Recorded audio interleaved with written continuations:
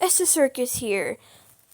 Wait, can you guys hear me? Wait, hey everyone, Esta Circus here. And look what series I'm finally bringing back. It is Reading Turtleshell's Journal, the Morrigan entry. This is not a collab, but go ahead and check out Cannibal's channel because, they actually read part 1. I'm just here to read part 2, I guess. Because I didn't know they had a Morgan entry when I was reading this. She, her, I don't know. I have read their video. I've watched their videos. They are cool, and they've actually seen things that I didn't point out.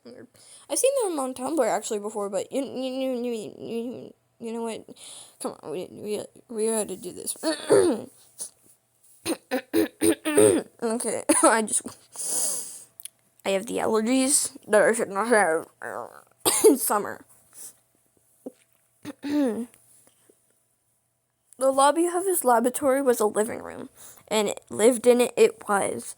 As many head researchers had come and gone over the years, Rosa and Boba let me in and walked briskly past, turning over a photo frame on a worn wooden cabinet so the picture faced down.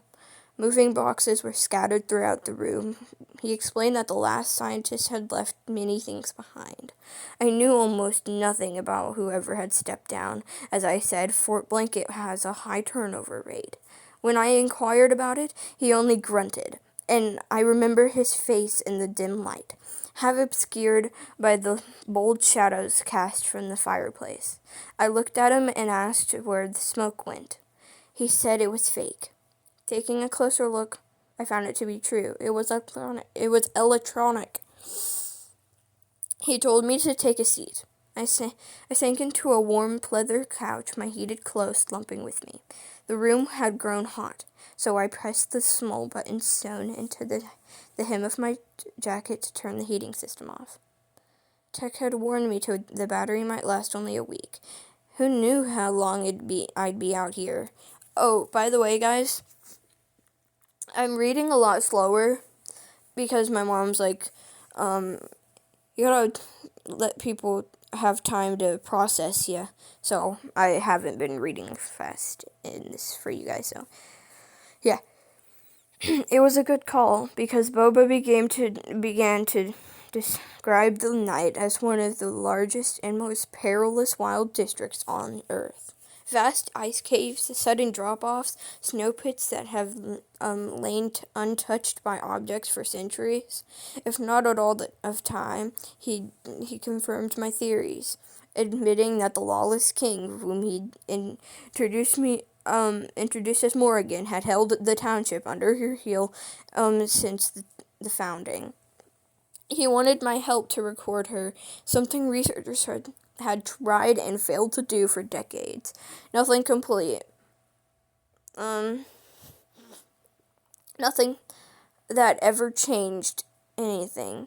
He said they don't do field research here, and when they try, people usually don't return. He leaned back in an armchair, rifling through a yellowed file, Morgan filled with worn. Oh, why did I say Morgan? My brain's malfunctioning. Folder filled with worn records on Morrigan. The papers were stained and brittle, likely older than my parents, threatening to disintegrate in his hands. I had the urge to grab them before they crumbled, but I kept my posture straight out of politeness. I can quote his exact words even now, hours later.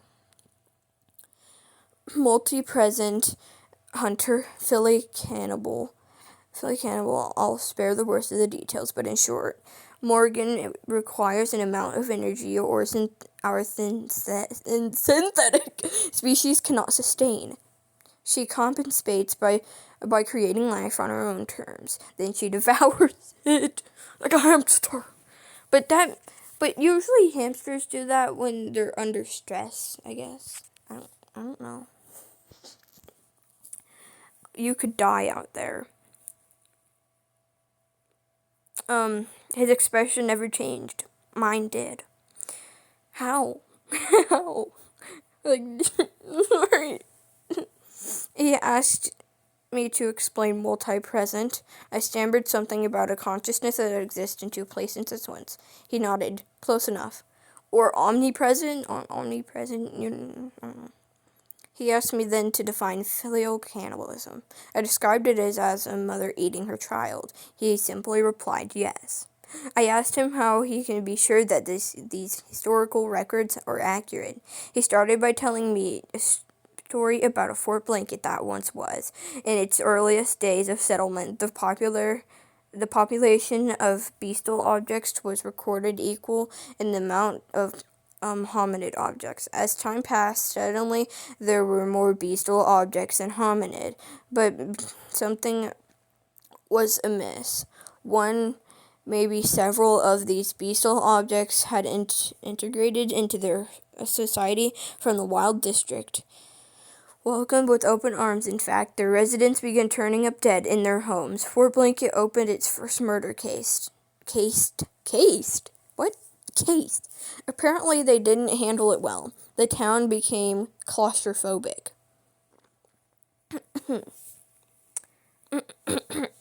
Rosenboba leaned back and clasped his cold hands together. He told me how the town had become more paranoid as generations passed, and serial killers kept cropping up. Naturally, they blamed the wild district objects. Why am I crying? Oh my god. These problems didn't start until after they had moved them into settlement. After all, those objects were burned to death. New ones were let in. More deaths followed, rinse and repeat. The cycle repeated until hospitality curled into fear. Burned to death like a witch at the stake? I'm sorry. Someone that looks like you killed my mother, and so on. They stopped welcoming wild district objects. Oh, it's so sad. Essa, do not, they are murderous. I say that as I literally have a OC that's like this. I actually have like two, but one of them I really hate, and one of them I really love. Like the other isn't even OC. I just made it up on the spot for no reason. I'm like, oh, I have this, but I don't know why. You know. People still had their children. There are no terminals here, so they had to use spawning stones in the wild district. They would come back and raise their new children. After a few years, despite how careful they were, people would begin dying again. It's because, same reason with Citrus. Morrigan made Citrus look like an orange, so, he would seem as if, he was Harebell and, what's her name? The mom's kid. All I remember is Harebell because he's so epic. Boba rose and left the room briefly, returning with a glass of scotch. He didn't offer me any. That was fine. I don't drink. Though in that moment, I might have. He said they had dubbed these detractors children of the night. If a child bears their little resemblance in an animal or object, the parents are expected to abandon it in the cold.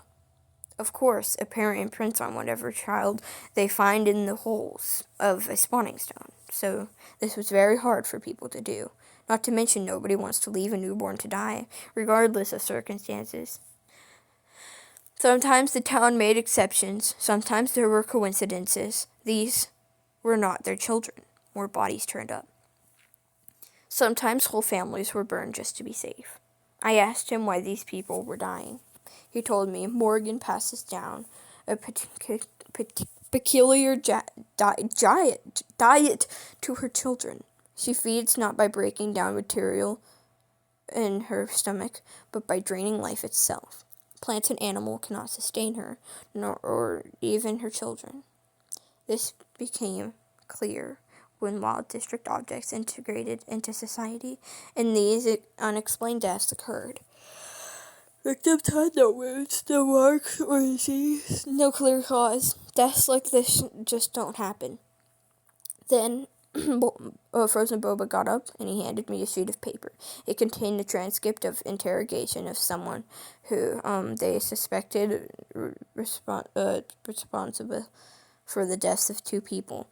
To summarize, as I could not keep a copy of this historical record for myself. The suspect accused of 2 murders never touched food. His rations were tracked, but he never claimed them.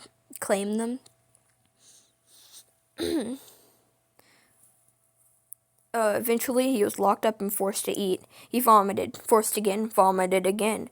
Could not even keep water down. As he starved, he grew weaker. Then one morning, a guard was found dead against his cell bars, drained of life like the others. The prisoner was guilty beyond doubt. Though the method remained unknown, another guard noticed he was rejuvenated when they found the husk. The guy knew it was the end of the line, so he begged for his own life and told the guard that people were all he could eat. They made the prisoner demonstrate how. Frozen Boba then handed me the records. Descriptions of gruesome object experimentation. To be honest, I feel sick. Remembering what methods they used, they found that he had regenerative properties. They did everything they could think of to him. Then he died. So they can die. Frozen Boba had definitely read my face and offered me his first and only consolation. We don't do this anymore. To summarize, children of the night can sap a person of their energy until they die. This temporarily boosts a child's regenerative properties, and is how they feed. Frozen Boba noted that over generations, these objects have evolved aggressively, doing whatever they must to secure this food and ensure survival. Like working at an office building. I don't think that has anything to do with him. Boba's arm sank into the back of the couch as he loomed over me from behind, the frame creaking under his weight. I tilted back to meet his eyes. As he explained, he described the children of the night as not unlike sea turtles, born into the world and left to fend for themselves as they race to salvation. They're lucky if they even make it out of the spawning stone, as their mother creates them only to consume them. But nature, relentless as always, has found ways to give them a chance. Spawning stones desperately compensating with strange adaptations, regeneration, charm, manipulation, disguise. With each mutation, they grew closer to resemblance to the township's residents, close enough to pass as their own children.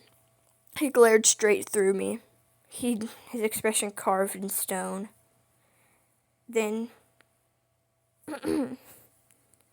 he said that even with DNA testing, he wasn't sure how much longer there would be any difference between us on a muscular level, that we all came from the same stones, and that the stones themselves could not be trusted. His voice dropped lower, finally, as he added, "Now, love comes here to die. Nobody wants to have children anymore. Please help us." I was afraid, but I had no choice, so I asked him plainly what needed to be done. He laid out 3 tasks. First, he wants me to uncover why Morrigan targets the township. He explained that her sentinels sometimes attack the snow tunnels. The further emphasized her multi-presence, how she can scatter herself into smaller pieces. Secondly, she wants photographs to evidence of Morrigan herself. Her object, he said, her full physical form, as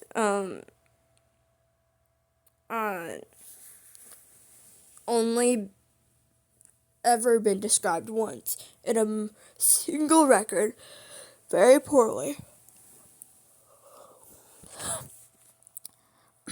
Lastly, he wants me to secure an audience with her. He admitted this might not be possible, but said it was worth the attempt, claiming that some wild district objects alleged to have spoken with her before. They might be insane.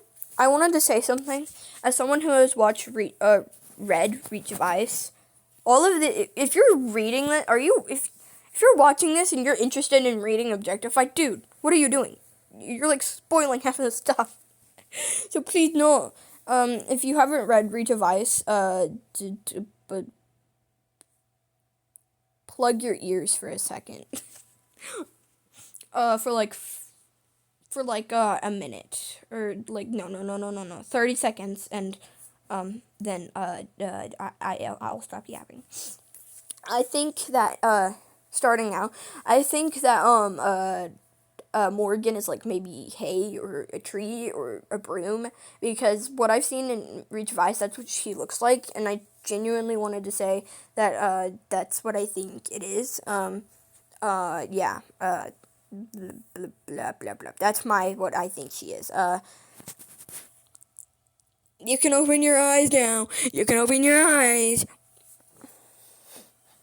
Open your eyes, open your ears. As if my blood could not run any colder, I hesitantly agreed to try. I don't want to sleep tonight. I don't want tomorrow to come. That admittedly is the real reason I've lingered so long on this entry. I'm afraid to see it. Afraid it may be my last. Day 4, Sector 3. It is freezing out here. My nerves are at ease. I write to you from a polar tent in Sector 3 of the night. The night contains 4 official sectors, each differing in appearance. Sector 1 is a vast ice field. Sector 2 is a network of ice caves.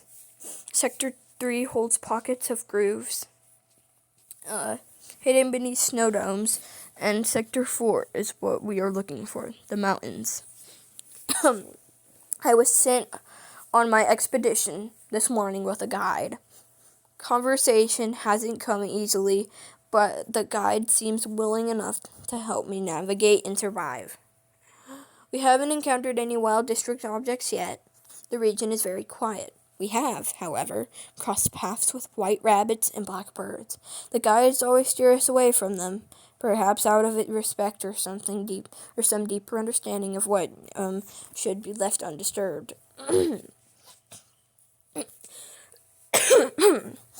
Sorry. Hiking through deep snow is a challenge, though that goes without saying. What was once tolerable about field work has now become arduous. Sorry if I pronounced that wrong. The weather is merciless, even when merciless. Yeah, I said it right.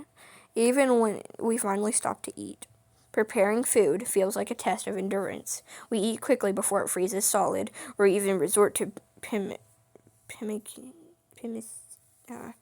I asked the guide what really is.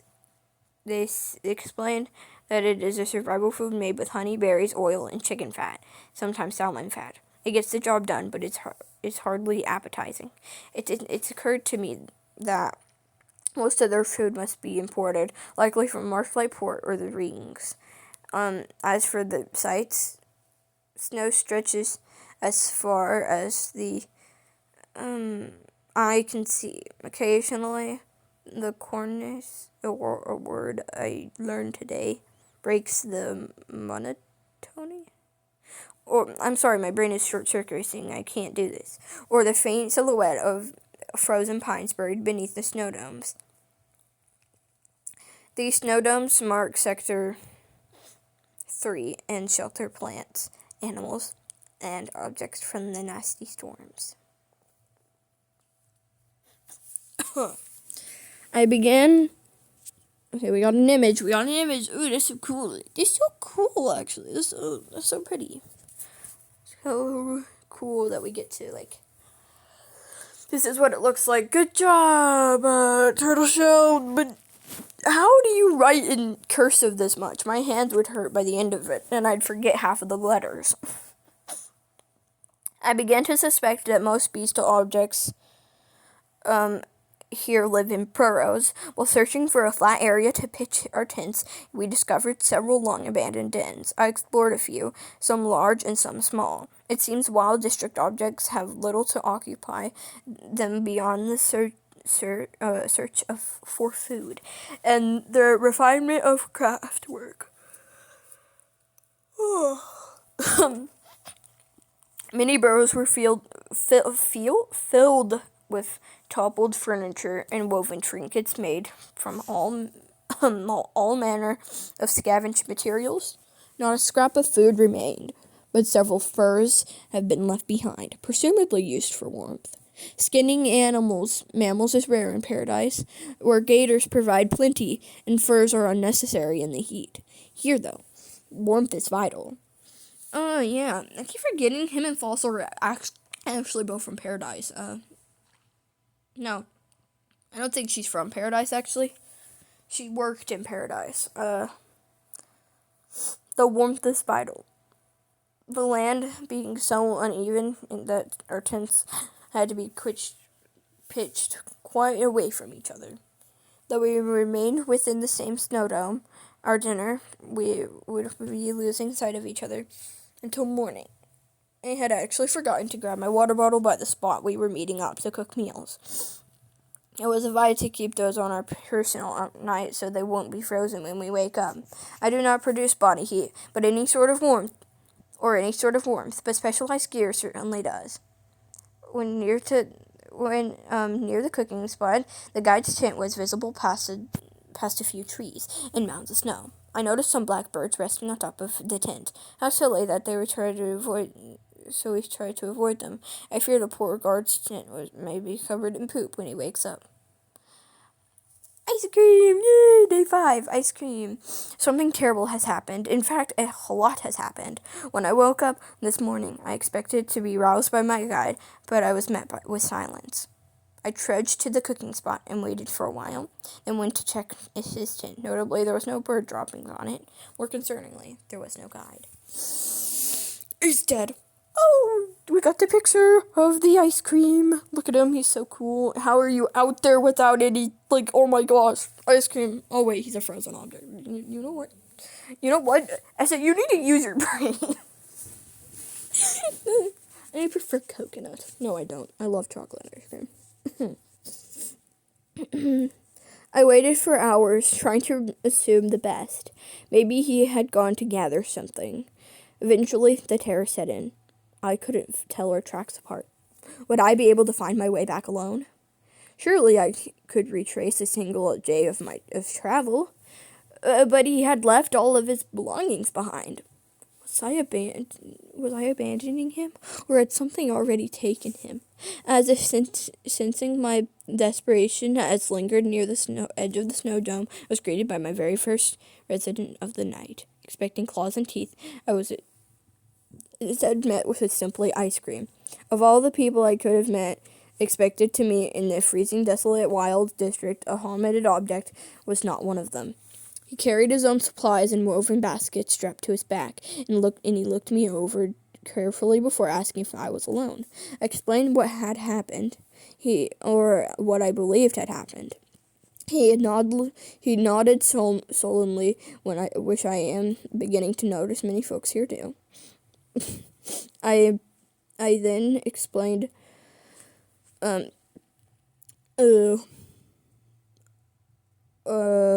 I was here in the first place. He offered to help. I was very surprised because after reviewing Morrigan's records with Frozen Boba, I realized that the helmeted people here have obvious aversion to beastal objects. Unfortunately, that includes me. Hesitantly, I gathered what I considered useful and left a little behind, just in case it should be enough for the guide if he returns, to at least make it back home. Ice cream was not much different from Frozen Boba in temperament. He was informative, soft-spoken, and a little somber. Unlike Boba, however, he was more willingly to talk about a variety of subjects, much to my delight.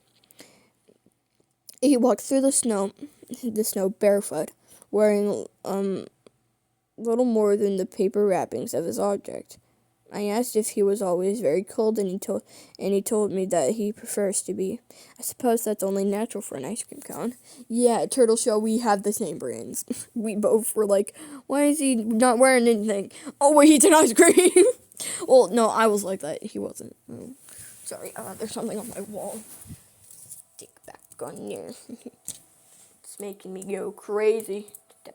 Oh my god. You know what? I'm just gonna choose to not be annoyed by that.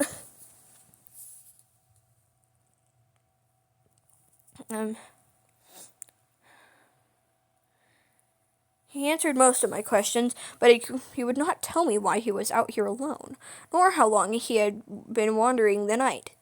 It must have been some time, judging by the worn state of his gear. I ended up agreeing to stop at his very own hole to assess the situation properly before continuing towards Sector 2. I had asked if he had woven the baskets himself. He said he had made a few, but most of his belongings were acquired through trade. He began to discuss the trading economy of the night. In Paradise, there is the Onyx Market, one of the largest official marketplaces in the world. Second only the shopping centers in America. While currency dominates inner society, trade remains a global language. Ice cream confirmed that he trades with Wild District objects for many of his supplies, spending most of his days searching for things of value. In the night, these valuable goods include fur, food, furniture, bones, raw materials, and occasionally art. He confirmed that my theories about most Wild District objects living underground, and said they are not very aggressive people. It sounds very unlike what wilds in Paradise. I speculated that this difference might be due to scarcity of apex predator assigned animals here. What Wilds has a competitive ecosystem, breeding some very controversial confrontational carnivores. Most carnivores in the night, however, are quite small and reserved. According to Ice Cream, he explained that larger carnivores mostly feed on rodents and fish, and that some hibernate for most of the year. The largest of them are said to live on the icebergs.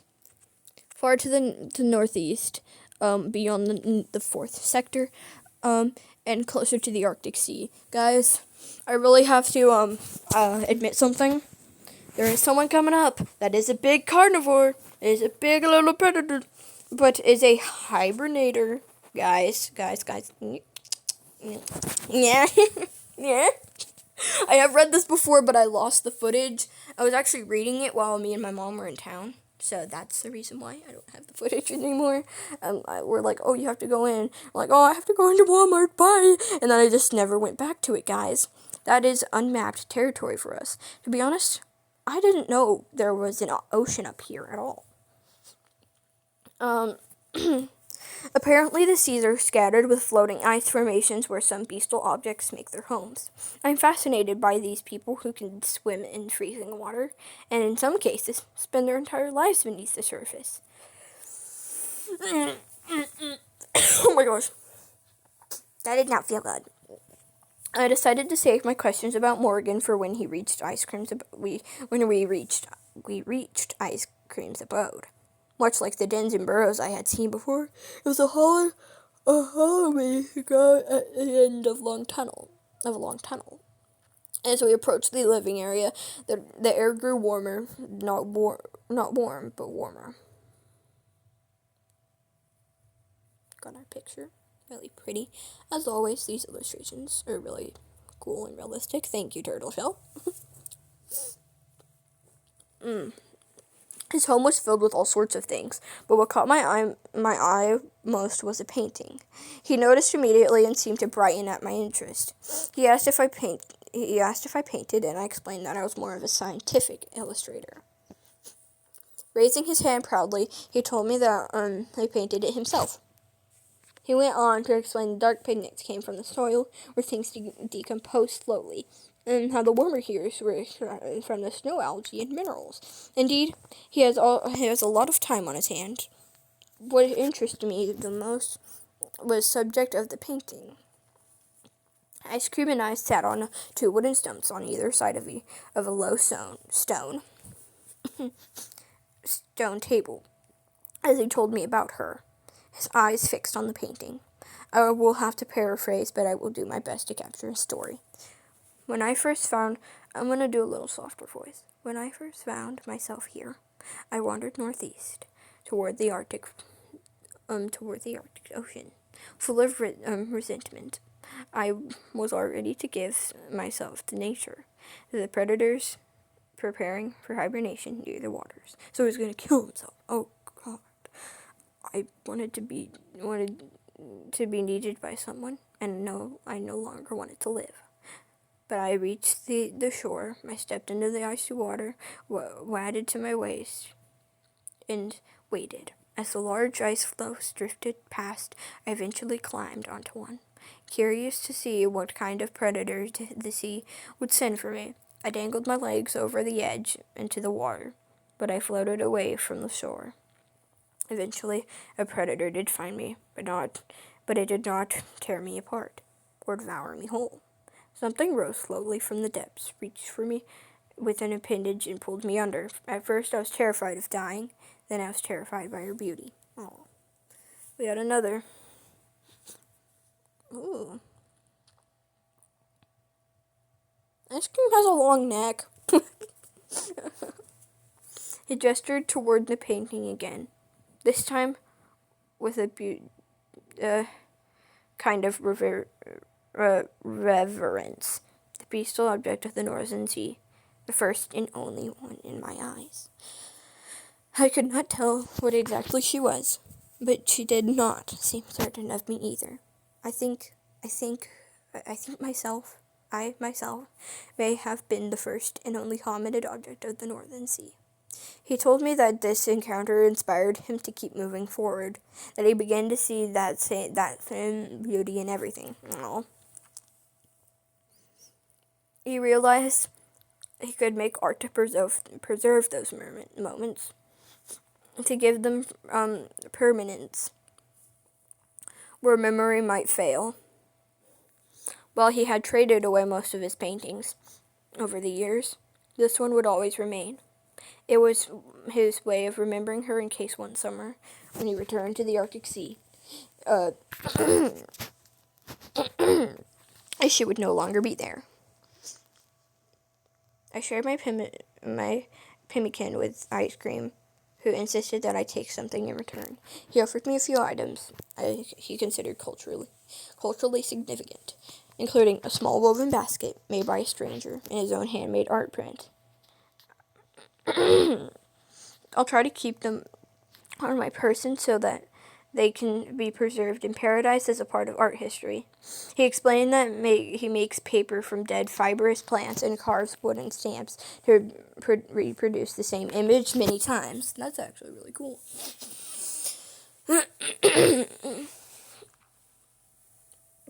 It was a skill, he said, that he had learned from one of many predators he once sought to be destroyed by, returning to the same spot every year to see his muse. He'd made towering companions who were prolific in art. Settling down for the night, I find I can see just well enough in the dark to write. I have taken out my sleeping bag, and I will be resting soon, though my head is full of thoughts about what love and my life are meant to be, and what I might attain in mine. Aw. I got Sam. She's so cool. She's so cool. I feel like she's like, why are you doing this up in my face? Day 6, Sector 2. I have many valuable things to report, but I am happy to say that I live another day in the night. Ice cream led me into Sector 2, a large network of ice capes beneath the surface of the snow. Oh, it's already 35 minutes. This path took us directly toward Sector 4, where we are most likely to encounter Morrigan during my expedition. Despite it being buried under the snow, the tunnels were bright enough for both of us to navigate without a flashlight during the day. Ice Cream explained that some beastal objects hunt rodents on the surface and dive through the snow in pursuit. They often dig deep enough to touch the upper layer of ice, where sunlight filters through. It creates pale shafts of light along the ice ceilings, illuminating the routes that get the most food traffic as a result. He compared the ice tunnels to a neighborhood, saying that many objects have chose to live here, especially those with frozen or chilled objects, since this cold environment is most comfortable for them. In some areas, passages were blocked by thick slabs of ice carved with intricate patterns, indicating that someone had moved into that tunnel. They looked like ornate doors. Ice Cream led me to one in particular along his usual route, and called out someone to appear. The carved slab ice shifted, revealing a colossal beast whom he greeted as Sam. I shook Sam's hand, or rather her claw, which was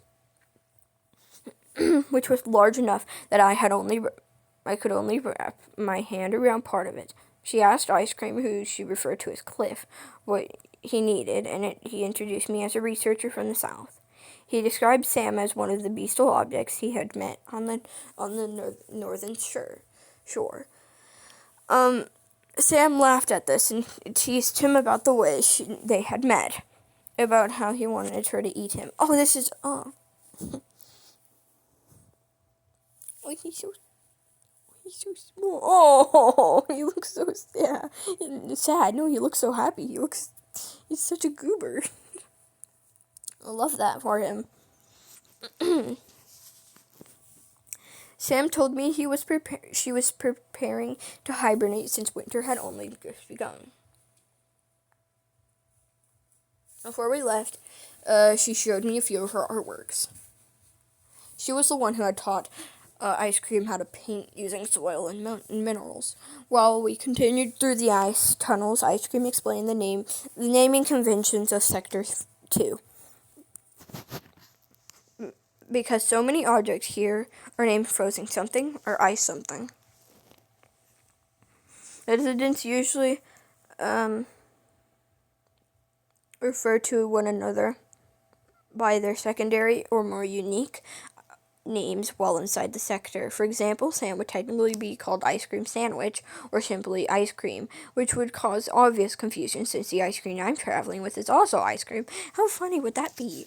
Oh, just like the razors, like you would be like, Razor, come here, and they'd all turn their heads because they're all razors. And you were like, who are you talking about? Astra, Billy, Panna? But then again, they're not the only razors because obviously, Venus is from a different pack, so there's obviously different razors, but only one of them consists of one relating to Warhammer. So I guess they're maybe a little bit more important because that's why we haven't seen the ones relating to Venus. And I think Bic is also not from that pack. Maybe they are. I don't know. I don't because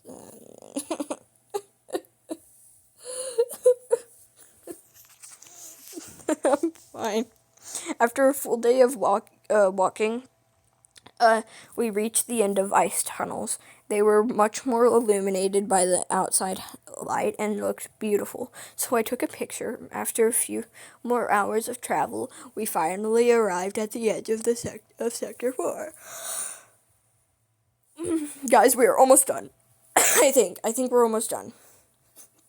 We finally arrived at the edge of Sector 4, where we've taken shelter in a rocky cave. Ice Cream arranged a sleeping area for himself with the supplies he had brought. It feels redundant to ask if he is ever too cold, but the thought still crosses my mind.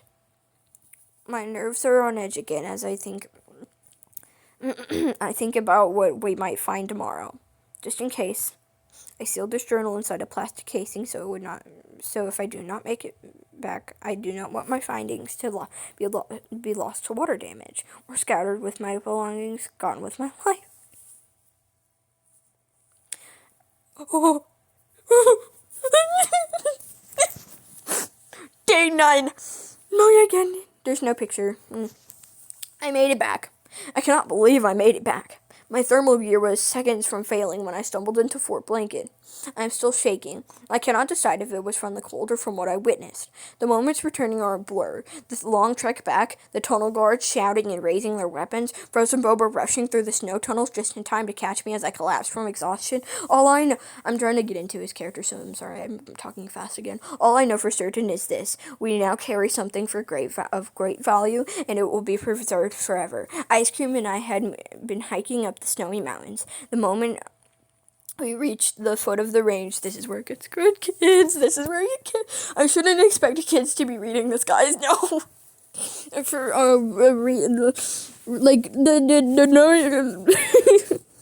reached the foot of the range. The wind changed. It whipped across the surface with a force that stole the breath from my lungs. It stung my eyes and burned my throat, the same way it did on my first day I first arrived. I'm sorry. There's like a Wagyu sticker on my wall. Touching for some reason. It won't stay down, and it's really annoying me. I'm like poking him. Should I like make packs of Wagyu stickers? Wait, Wagyu ASMR. If you can hear that, I'm sorry. Yet we pressed forward in pursuit of knowledge. My new guide walked ahead with a steady pace, confident but alert to the dangers of this place. He told me that if we were going to find her anywhere, it would be near a forbidden stone. Forbidden stones, he explained, are her feeding grounds. On Fort Blanket's maps, they are marked as off-limits spawning stones. High in the mountains of Sector 4, which Morrigan has claimed for herself. Occasionally, she will claim a new stone in a lower sector, and the cartographers, like Cattail, then have to update their maps. I dropped my phone. As we walked, we passed toppled dead trees. In the middle of a clearing was a shallow pit, a giant perfect circle that should have been filled not too long ago by the raging snowy winds. Ice Cream warned me to keep my senses sharp, saying that my instincts in this place like this were stronger than his. I remember what Cattail told me about sensing danger. Let me stop. Page 69 through 70. I was paranoid. In the following hours, I was certain in my fear, and my fear was because of circumstances, because of the lingering presence of a lawless king. Then the footsteps began. It was the moment that Ice Cream himself had feared out. She was likely somewhere here. We hid together below a bridge between the icicles and hidden to the eyes of anything that may tower above us as the footsteps became louder and shook the ground. Sometimes something large warbled, thumping through the snow and making my blood freeze. Turtleshell, why are you agreeing to these? You've already been through so much. Why are you agreeing? Like, for those who have read the first entry of Warhammer, he already got traumatized, so I mean... A massive bestial object, no doubt a false king, pulled itself through the snow, tilting back to howl. The sounds were haunting, and I felt my body vibrate with each tremendous call. Its its eyes were an icy blue, fixed on the gray sky as if demanding something from it. Long white fur rippled in the wind. It bared its teeth after each howl, revealing black gums. 45. The corners of its mouth twitching with emotion as it cried, and for the first time, I witnessed a false king speak in a low and gravelly voice. It spoke, "Rotten world." The sky came down. The clouds split apart as something unseen screamed from all directions of the wind at once.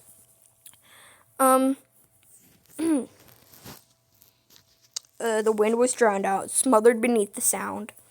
We were suppressed by a gravity that I can only compare to the weight of the world. Almost in an instant, and for what I fear would be forever, the screaming intensified, tightening into a single piercing note as the false king kept its gaze fixed on the sky. From the hole in the clouds, a long black talon uncurled and descended. It touched the false king beneath the chin. It lifted its head higher. Only then did the fear in my body convert into adrenaline. We needed to flee. I grabbed Ice Cream's arm and pulled him. Confused and terrified, we both scrambled through the thick snow, unable to hear our shouting over the noise. When we finally gained distance, I gathered enough courage to turn around. In an instant, I looked back. The screaming ceased. The wind died. With it, the sudden silence was deafening. Oh my gosh! Why is she that big? She should not be that big. No, she should not. Okay, we got the lawless king, the false king, that are already so big, and then it's so big. Oh my gosh! Let's look at the other one. As always, the designs are amazing. By the way, brilliant. The team who worked on this. Mwah, mwah, mwah, mwah, mwah, mwah. Chef's kiss. S.S. Circus kiss. Delicious. These are so beautiful. Page 71 through 72. I fumbled for my binoculars, but I did not need them, for when I looked up, I saw her, part of her, a foot and a sweep of feathers stretched across the horizon, dwarfing the world beneath. The comparison, the false king, was nothing, a speck of dust.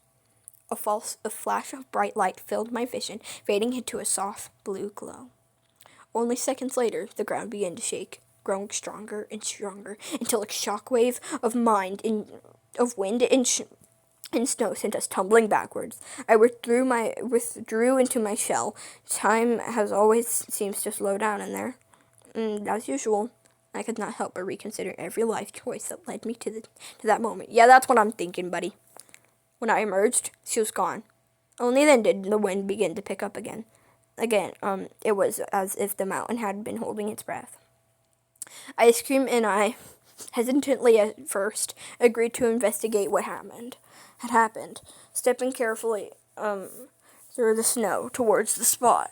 I began to feel uneasy again.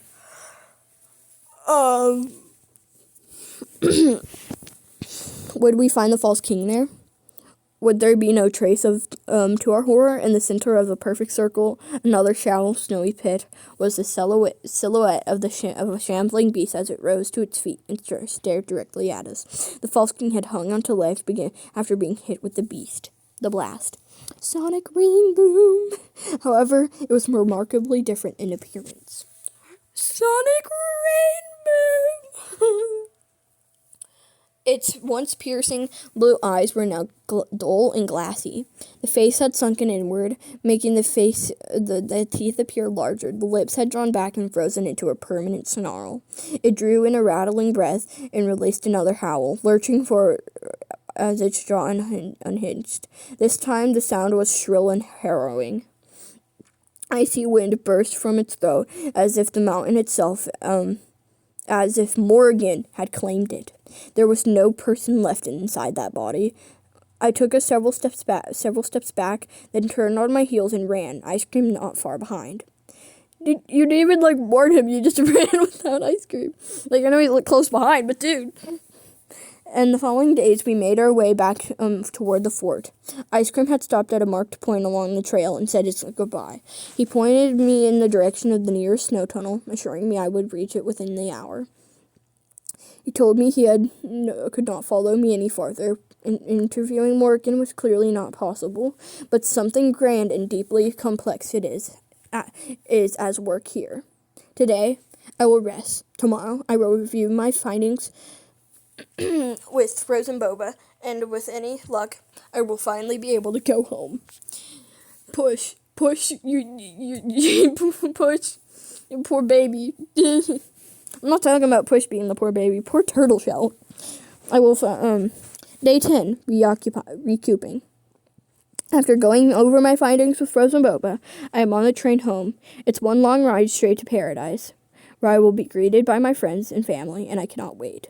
Boba congratulated me on my research, and together we have made new progress that may benefit Fort Blanket for years to come.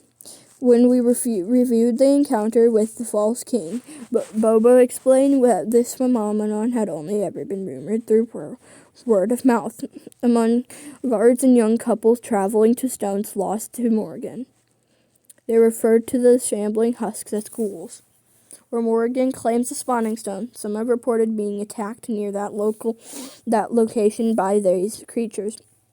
We determined that the ghouls may be false kings who survived Morrigan's attacks. We believe that they were damaged so severely in the life-draining process that they have lost themselves, becoming walking husks. Frozen Boba suspects this change may be permanent. Some guards have reported seeing the same ghouls over the course of years, always hostile and wandering near forbidden stones. Oh, we got the feather. While likely unintentional, their presence may benefit Morrigan. They seem to guard her feeding grounds from other false kings, and perhaps they keep travelers away from places they should not be. We can only speculate the logistics behind who and what Morrigan chooses to keep alive in this world, and why. Personally, I cannot help but wonder if she's trying to preserve some kind of balance. She must have the capacity to love things, even if they are rotten.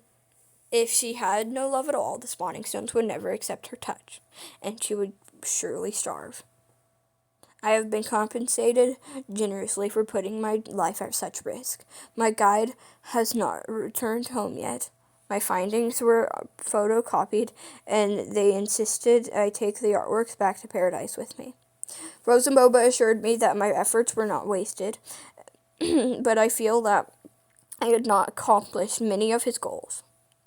He told me that my services will not be needed again for another 100 years, and joked that I should have children someday so I can put more people into the world who would go to such lengths for discovery. How silly. Still, I keep thinking about Marshlight Port. Maybe I will get a little beach house there, even if I never have children of my own. Perhaps one day I will teach someone who loves the world enough to follow its mysteries wherever they lead. For now, I will be thinking a lot about what I learned in this place. Until next time. Thank you. This was only 53 minutes long. Bye, guys.